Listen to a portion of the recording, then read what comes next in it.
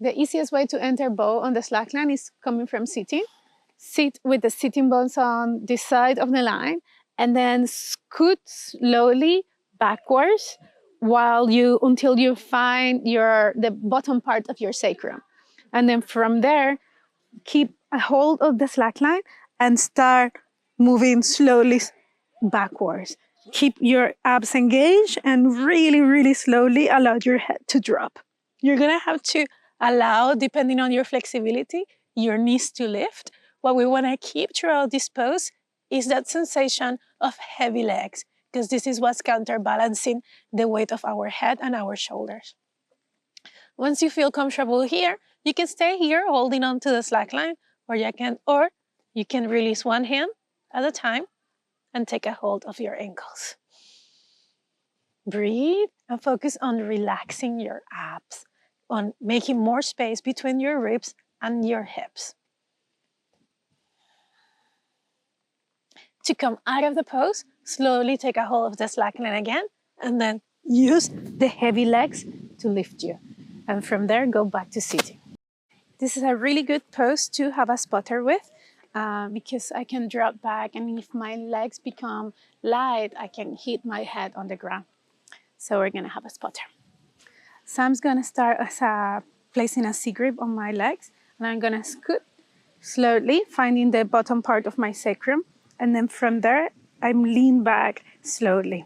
Now, depending on your flexibility, you might be able to keep the feet on the ground. I know that I need to allow my knees to come up. So he's going to be light, but he's going to maintain equal pressure as I help him to keep my knees low. A little less until I'm here. Right, so what he's stopping, so I'm gonna do it wrong, is from me to lifting my knees up in this way, because I will fall on my head. And I can work on accessing my ankles while keeping the spot in place.